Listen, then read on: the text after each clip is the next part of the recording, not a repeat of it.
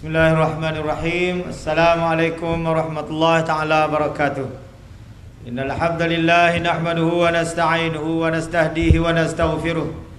Wa na'udzu billahi min shururi anfusina wa min sayyiati a'malina. May yahdihillahu fala mudhillalah wa may yudlil fala hadiyalah. Asyhadu an la ilaha illallah wa asyhadu anna Muhammadan 'abduhu wa rasuluh. Rabbi shrah li sadri wa yassir li amri wahlul 'uqdatam min lisani yafqahu qawli, amma ba'd. Yang dimuliakan pengerusi majlis, yang dihormati lagi dikasih sekali lagi bakal ahli parlimen kita insya-Allah, Datuk Haji Kamarudin bin Jaafar. Yang dihormati Ketua Pemuda PAS Kawasan 4 yang merangkap pengarah pilihan raya Don Wakaf Baru. Yang dihormati ahli-ahli jawatan kuasa MTD seluruhnya dan seluruh jawatan kuasanya dan muslimin-muslimat, sidang hadirin hadirat sekalian. Alhamdulillah, syukur kita pada Allah Subhanahu wa taala. Kita dapat berkumpul pada malam ini semata-mata untuk menyemarakkan suasana pilihan raya. Dan 5 tahun sekali, inilah kerja kita untuk memilih pemimpin, siapa yang bakal memimpin negara kita dan negeri kita. Satu peringkat di peringkat Dewan Undangan Negeri, dan satu lagi untuk pemimpin di peringkat pembuat dasar, di peringkat kebangsaan ataupun parlimen. Maka kedua-dua ini kita akan memilihnya pada 5 hari bulan Mei nanti. Tuan-tuan muslimin dan muslimat sekalian, tarikh pilihan raya yang begitu keramat, yang susah untuk dinyatakan oleh pemimpin negara yang merupakan orang yang bertanggungjawab satu-satunya menyatakan tarikh sebenar pilihan raya. Begitu takut dan gerun kepada penetapan tarikh pilihan raya yang sebenar, sehingga kan Negeri Sembilan terbubar dengan sendirinya dan beberapa negeri lain. Dan apabila nyawa hampir sampai ke halkum, barulah diisytiharkan tarikh pilihan raya. Ini melambangkan kepada kegerunan, kepada kebimbangan pemimpin-pemimpin negara kita yang memerintah lebih 55 tahun, takut untuk membuat pertandingan ataupun pemilihan yang dinamakan pilihan raya. Sedangkan perlembagaan negara menyebut bahawa negara ini adalah negara berperlembagaan dengan cara memilih pemimpin secara demokrasi. Kalau saya sangat kepada negara, tidak mahu pilihan raya, nak kekal sebagai pemimpin untuk menggaut segala keuntungan negara dengan suaminya, dengan isterinya, dengan kroninya.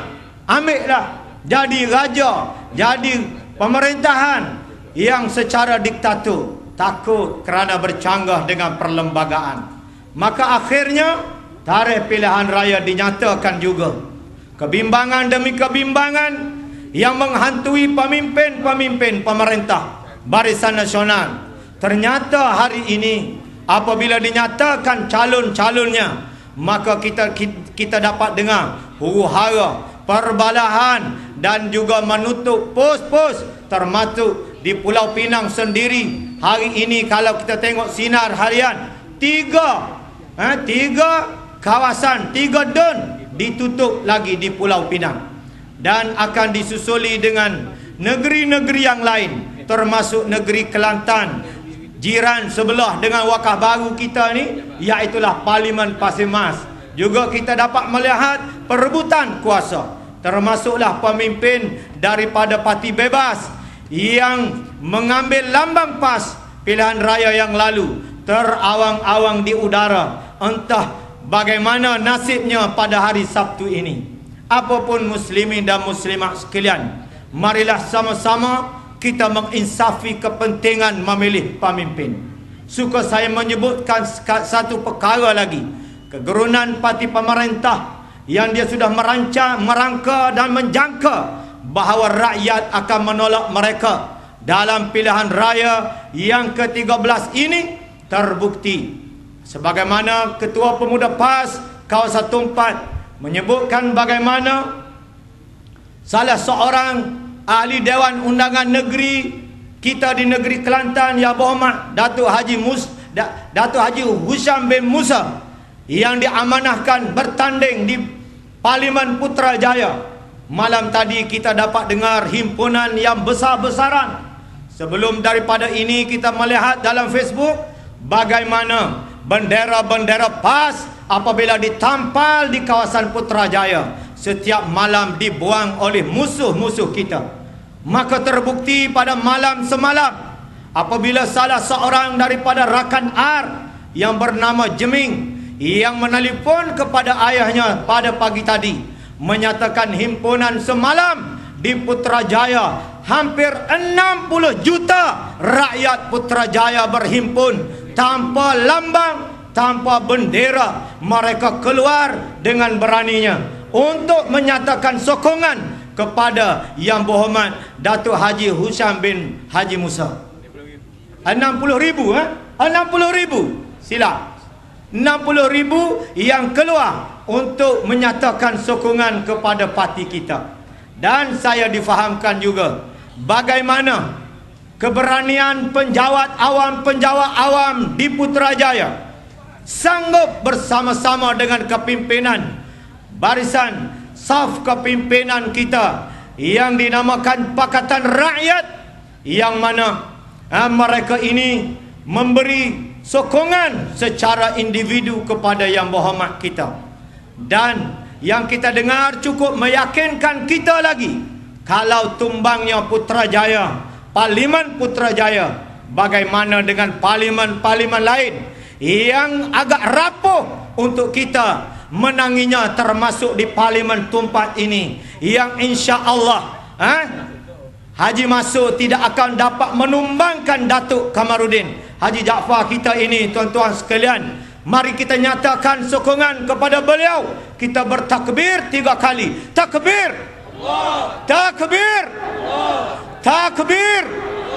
Ini tanda sokongan kita kepada Datuk Haji Kamarudin supaya mengekalkan lagi kerusi parlimen di tempat ini. Seterusnya jumlah 222 kerusi parlimen seluruh negara kita akan menanginya. Sebagaimana yang tuan-tuan sedia maklum dan dengar di dalam ceramah-ceramah setiap malam, menyatakan Pakatan Rakyat mendapat 100 lebih kerusi parlimen dan Barisan Nasional hanya 90 kerusi sahaja daripada 222. Ini kita doakan agar ianya menjadi kenyataan, dan kemenangan ini adalah kemenangan kita bersama, kemenangan kita untuk menjulang agama Allah Subhanahu wa taala. Ada orang yang mengatakan bahawa mengundi tidak wajib.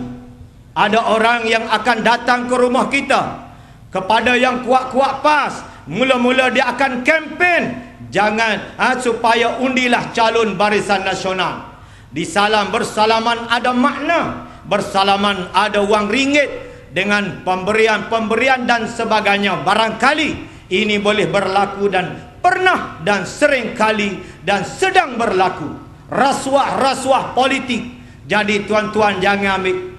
Kalau tuan-tuan gagal untuk memberi sokongan, maka pada kali yang lain mereka akan mencari tuan-tuan sebagai pengundi. Ini maklumat, ini pengalaman hamba selaku orang yang bertanggungjawab di dalam penyusunan gerak kerja PAS, khususnya di kawasan Tumpat ini. Iaitulah mereka akan pergi pada malam-malam terakhir pilihan raya. Mereka akan minta kepada orang yang ada masalah dengan pihak pejabat DUN ataupun parlimen yang terumbang-ambing undi tidak diberi kepada siapa. Mereka akan datang ke rumah. Sekurang-kurangnya Pak Cik, tak tubik ngundi sekeluarga dah. Maka dengan imbuhan-imbuhan tertentu, jika mereka dihulurkan sumbangan ini, maka hendaklah kita menolaknya tuan-tuan sekalian. Ini adalah rasuah politik.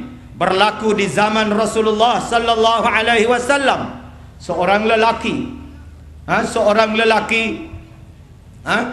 dia bagaimana dia ditawarkan dengan wang ringgit untuk meninggalkan perjuangan Islam,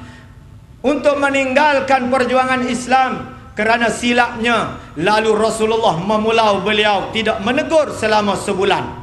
Ayat Al-Quran turun supaya tiga orang ini dipulau mereka daripada berhubungan dengan mereka, berjawab salam dengan mereka, bertegur sapa dengan mereka, kerana mereka enggan keluar jihad fi sabilillah. Tidak ada gaji, tidak ada apa-apa imbuhan, tetapi tak nak keluar berperang fi sabilillah, sedangkan ia mampu dan ia telah membuat persiapan untuk berperang. Lalu beliau mengambil keputusan untuk tidak keluar berperang. Apabila Rasulullah kembali di dalam peperangan Tabuk tersebut, Rasulullah menerima ayat Al-Quran supaya memulau tiga orang yang tidak keluar berjihad fi sabilillah, berdiam diri di rumah. Antara alasannya anak kecil, antara alasannya pohon tamar sedang meluruh buahnya, antara alasannya keletihan, dan antara alasannya tertinggal rombongan perjuangan. Apabila balik, Rasulullah tidak menegur mereka. Mereka menangis sampai sebulan, hampir air mata kering menangis. Dipulau oleh para sahabat Nabi, tidak dapat bergaul dengan sesiapa. Akhirnya mereka ditawarkan untuk berlindung di sebuah negara yang bernama Habasyah, sebuah kerajaan Kristian, dan menawarkan suatu sumbangan yang begitu besar di samping pangkat. Maka beliau dengan rasa keinsafan masuk ke bilik dan keluar dengan mengoyak-ngoyak perutusan watikah daripada kerajaan Habasyah, mengatakan, aku sudah tertipu dengan syaitan kali pertama, aku tidak akan tertipu untuk kali yang kedua. Lalu beliau mengoyak watikah tersebut dan malah mencampakkan watikah, mengatakan, aku akan sabar bersama Rasulullah, mudah-mudahan suatu hari Allah mengampun dosaku dan namaku terpampar di pintu syurga insya-Allah. Ini kesabaran yang ditunjukkan. Ini adalah suatu kesetiaan yang ditunjukkan, hasil daripada sedikit kesilapan, kesalahan. Jangan untuk kali kedua kita tersilap langkah. Kalau kita tersalah pilih pemimpin, apa akan jadi kepada negeri Kelantan ini? 23 tahun membangun bersama Islam. Arak dikawal dengan sebaiknya untuk non-Muslim sahaja. Judi tidak diberikan selama 23 tahun kita memerintah. Tahun lepas MCA, Komponen Barisan Nasional, menyaman Majlis Perbandaran Kota Baru dan kerajaan negeri kerana tidak mengeluarkan lesen premis judi kepada orang-orang yang nak berjudi. Lesen SSM, lesen di bawah kementerian dikeluarkan, namun premis judi tidak dibenarkan. Akhirnya judi tidak boleh bertapak di negeri Kelantan. Maka alhamdulillah kita dapat laksanakan agenda ini. Begitu juga dengan disko, kelab malam, judi toto dan sebagainya. Ini terlaksana di negeri-negeri yang lain. Kelantan kita berjaya mengekangnya dengan kepimpinan ulama. Maka jika kita menukar kerajaan ini, kita melawan arus dan bercanggah dengan syariat Allah. Kita jangan pakai Abu Hajillah kata yang mengatakan undi haram. Sebenarnya undi UMNO lah yang boleh dikatakan haram, kerana jika mereka memimpin negeri ini, mereka tidak lain dan tidak bukan akan melaksanakan apa yang diluluskan di negeri-negeri yang lain. Walaupun janji dibuat, mengatakan Datuk Mustafa Muhammad mengatakan, kami sensitif dengan sensitiviti rakyat. Kalau rakyat mahukan Islam, kami akan laksanakan Islam. Betapa rapuhnya pendirian pemimpin-pemimpin yang dikatakan kepimpinan yang bakal menjulang ulama sebagai wakil-wakil rakyat. Kalau rakyat mahu, apa maksudnya tuan-tuan sekalian? Artinya, kalau rakyat nak Islam, kami akan beri Islam. Kalau rakyat nak hiburan, kami akan beri hiburan. Kalau rakyat nak yang haram, kami akan beri yang haram. Ini janji yang begitu rapuh, yang tuan-tuan mesti menolaknya. Sedangkan memilih kepimpinan 4 tahun atau 5 tahun sekali adalah suatu perkara yang wajib, sebagaimana Rasulullah sallallahu alaihi wasallam apabila meninggal dunia, wafat, dimandikan, kemudian nak disembahyangkan, tak jadi nak sembahyangkan lagi, terhenti, mengambil masa beberapa jam untuk berkumpul di suatu tempat, memilih siapakah al-khalifatul ula ba'da Rasulillah sallallahu alaihi wasallam. Sahabat-sahabat membuat keputusan, kita tak boleh ke bumi jenazah Rasulullah, takut Nabi mati, berebut jadi wakil rakyat, berebut nak jadi al-khalifatul ula. Lalu mengangkat tanganlah mereka, lalu kita panggil mengundi. Pada masa itu mereka juga memilih Abu Bakar mencadang Umar, Umar menolak, Umar mencadang Abu Bakar, dan akhirnya hujah Umar diterima oleh ahli-ahli yang mengundi pada masa tersebut. Terlantiknya Abu Bakar berdalilkan kepada sebelum Rasulullah meninggal, Abu Bakarlah orang yang sering kali menjadi imam sembahyang apabila Rasulullah dalam kesakitan. Maka ini menandakan bahawa al-khalifah adalah wajib, sebagaimana Ibnu Khaldun menyebut di dalam kitabnya, di mana Ahkam Sultaniyah disebutkan bahawa kepimpinan adalah wajib, dan pemimpin itu hendaklah dicernakan sebagaimana yang dikehendaki oleh Allah dan juga Rasul. Mereka ini memimpin dunia, siasah ini menggunakan politik ini sebagai suatu al-khalifah. Khalifah ini adalah suatu kepimpinan untuk memimpin, untuk menggunakan siasah bagi memimpin dunia untuk agama Allah Subhanahu wa taala. Ini adalah pegangan agama kita. Ini adalah prinsip agama. Jika kita menjual ianya dengan harga RM500 yang sudah habis brimnya pada bulan yang lalu, maka cukup tuan-tuan RM500 brim, kemudian diambil dengan cukai yang berganda-ganda kepada kita. Apa artinya tuan-tuan sekalian? Jadi itulah apa yang dapat amba sampaikan. Tinggal lagi kepada para pengundi sekalian, jaga diri, kesihatan diri masing-masing, jaga keselamatan diri masing-masing, jaga kad pengenalan masing-masing. Jangan serah kepada sesiapa sahaja, termasuk perniagaan MLM, nak buat pembelian singa, insurans itu ini. Apabila orang menyebut IC makcik, amba pegang dah, serah ni hari bulan, serah 4 hari bulan, jangan beri kad pengenalan kita. Dan satu lagi, pengundian kali ini adalah dengan cap jari. Jangan sekali-kali sebelum pilihan raya jari kita ini diserahkan kepada anak cucu ataupun jentera ejen parti yang nak tanda di kuku kita, kerana jangka waktu 7 hari baru hilang dakwah yang melekat di tangan kita. Walaupun ianya sah untuk ambil air semaya, dakwah tersebut majlis fatwanya mengatakan sah, air menyerap, tetapi warna itu dari jenisan warna pokok kayu barangkalinya, ia kekal di tangan kita 7 hari 7 malam. Maka hati-hati waktu tidur.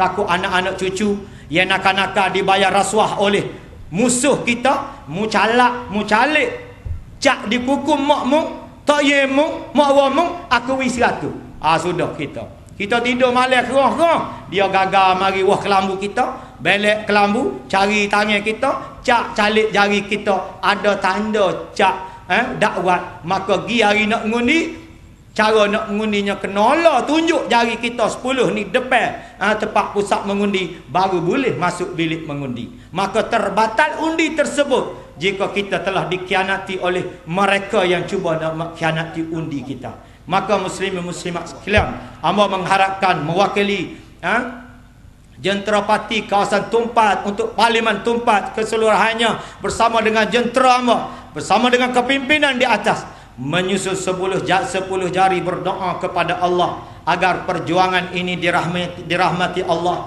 dan diberi kemenangan oleh Allah. Dan kemenangan itu tidak akan dapat kami capai tanpa sumbangan tuan-tuan muslimin dan muslimat sekalian yang sama-sama berjuang untuk menegakkan agama Allah, sehingga kita mati bila kita ditanya Apa kamu berjuang masa di dunia dulu? Kami berjuang menegakkan Al-Quran dan Al-Hadis bersama dengan kepimpinan ulama. Maka sekadar itu ucapan hamba dan amanat hamba untuk muslimin-muslimat sekalian. Tanggungjawab agama ini mesti dijulang setinggi-tingginya. Aqulu qawli hadza wa astaghfirullahal azim li wa lakum. Wassalamu alaikum warahmatullahi taala wabarakatuh. Takbir.